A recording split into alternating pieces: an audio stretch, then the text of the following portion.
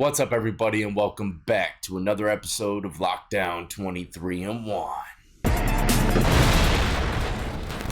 Today, ladies and gentlemen, we're going to be talking about recent prison homicides, inmate on inmate violence. Maybe you've done time in a state where you didn't see no homicides or anything like that taking place, but when I started this channel, one thing that I learned very quickly is that many states are much more dangerous in prison than others. There's some states, after doing my research and hearing stories, that I said, thank God I didn't go to prison there. So we're going to be doing some reading and jumping around from state to state this morning. If you enjoy this type of content, do not forget to hit the like, subscribe, notification bell before you leave, and check out the playlist with many more videos for you to start watching today.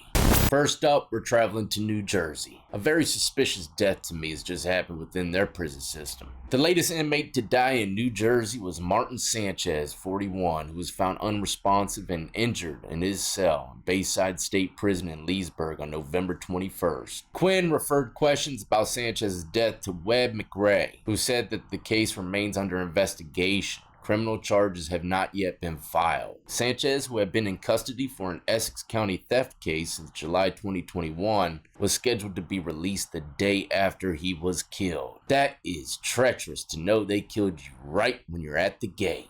Now, this is where it gets a little bit fishy. Keep in mind that he died in a cell at Bayside State Prison. Now, he just died a few days after a former state correctional officer at Bayside, John Makos, pled guilty to federal conspiracy charges for allegedly assaulting inmates and allowing inmates to assault each other for actual or perceived violations of prison rules and customs between April and December 2019. Very strange that this man died in a Bayside cell shortly after that CO was convicted. Now, even though these situations look like they could be related, they're saying that they're not. That the man that was killed right before he was to go home was assaulted by someone other than correctional officers. So I think they're just trying to paint how bad this facility is. It says that those assaults occurred in the prison's kitchen in areas out of sight of surveillance cameras. In one incident, Makos watched and didn't intervene when multiple inmates pinned another to the floor and punched him about 25 times. He never reported the attack to supervisors or medical staff as required. Makos faces up to 10 years in prison when he's sentenced in March. I've had people come onto this channel and speak about how they used to throw fight nights, guards, where inmates would fight each other, gamble on them, stuff like that. Believe it or not, it happens in prison. It's not just the movies. I mean, it's in multiple states across the country. It's like Gladiator in there, and people are making money off of blood spilled.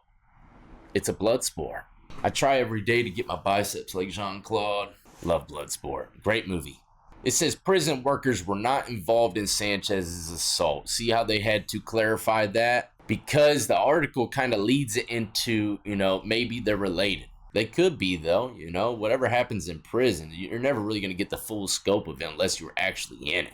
State data shows that assaults and incarcerated people committed by other inmates aren't uncommon in the system. At least 155 have been reported so far this year, up from the 108 last year and the most in the last 5 years, state data shows. So New Jersey seems like it's getting a bit more active. And there's a lot more stress out there nowadays. People are broke, man. They can't even afford to give their family canteen money, let alone that $1 or $3 a day they charge in some jails. Then you got the phone calls, man. It really turns into stacks of money to actually maintain someone's bills in prison, I guess you could say. So if you're in Jersey doing dirt, this is what you got to look forward to. Violence on the rise.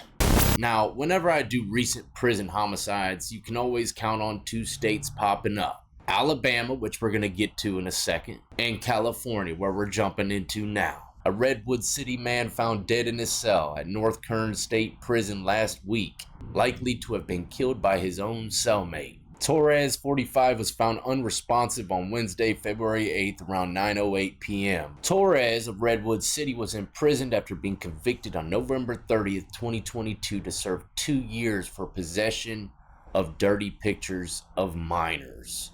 That's right. So what do you expect? In the majority of prisons, when someone finds out that you have that kind of paperwork, if they're not going to mentally abuse you or physically abuse you, they're going to end up taking your life. One or the other. People with those kind of crimes, unless they're put in a specific unit built for those type of individuals, they're not going to survive. They're going to have an extremely hard time and probably won't be leaving the prison alive. Unfortunately, that's just how it is in many states, especially in California, man. They're going to send a torpedo at you so fast it's unreal. And I've never even done time over there. This is just what I've heard from everybody that has. Now, the man that was killed, Torres, shared a cell with 44-year-old Matthew Hoverstock, who's in prison on a life sentence for the second-degree murder of an elderly person. So if you're to ask me, I mean, both these guys got bad paperwork. Maybe they're already in a PC unit and just weren't getting along with each other. Maybe it wasn't some kind of green light special put on them. Or maybe it was. I don't know. One thing's for sure is when you have bad paperwork, in any way, shape, or form, you might be able to slide out here in the streets and stuff like that. People won't really look at you some kind of way. But, you know, when you get to prison, they're going to look at you that kind of way. People don't like that shit, man. There's always someone out there who's going to take something differently than what you do. Next up, we're traveling to Baltimore, Maryland. A Baltimore man entered an Alford plea on Monday to second-degree murder and the gang-related death of a Hagerstown man found dead in his cell at the Maryland Correctional Training Center south of Hagerstown. Christopher Dorsey, 36, was found beaten and bound in his cell. Jabbar Alexander, 32, entered the plea Monday morning to second-degree murder. They go on to say that if the case had gone to trial, she would have presented witnesses and evidence that Johnson recently joined the Bloods gang, and to show his allegiance, he was to rob someone in prison with Alexander. The two initially had a different target in mind, but the mark was a member of a rival gang. So the two switched to robbing Dorsey. Dorsey had his own cell, so there wouldn't be a cellmate to fight. Plus, he was known to have a number of items in his cell through the commissary. So, I don't know, maybe I'm reading it wrong, but it seems like they were gonna go rob someone, but happened to be a part of a rival gang. They didn't want to stir up the pot between the organizations, so they switched up, which is pretty smart, and those kind of politics go down in prison all the time. It says among the items investigators found missing from Dorsey's cell was a TV and an Xbox. Next up, that's right, we are traveling to Alabama once again. Brandon Crosby, 36, died January 21st of blunt force head trauma suffered at Ventress Correctional Facility in Clayton, Alabama. Ms. Crosby reported the Alabama Department of Corrections told her that her son fell off of his bunk and hit his head on the ground. But ADOC, Alabama Department of Corrections, told the Montgomery Advertiser that Mr. Crosby was found in distress in the cell on January 21st and had been assaulted 2 weeks earlier. It could definitely have been him jumping off the bunk and cracking his head open on the floor. I remember one time I got a tattoo on my leg. I didn't know my leg was numb because it was infected. It was like numbish and fell asleep while I was sleeping. But when I jumped off that bed for breakfast, man, like I said, I couldn't even hold my leg out straight, but I didn't know. It was just immediate reaction, pop up, go to chow. And when I did, my cellie seen me hit that damn ground harder than a bag of bricks. I literally sat on the floor. I thought I was gonna puke on myself from the pain. I didn't even hit my head or nothing. It was just so painful. So yeah, I can see how someone can maybe fall off their bed the wrong way and hit their head. That concrete is definitely unforgiving. Also, just like they brought up in the article, I can see and I've heard many stories of people getting beat up weeks prior, having internal damages, not knowing the severity of what's going on, and ends up dying eventually because they're bleeding inside or something. Alabama's prison had a majority rate of 1,293 deaths per 100,000 in 2022. This is 4 times the most recently reported national mortality rate,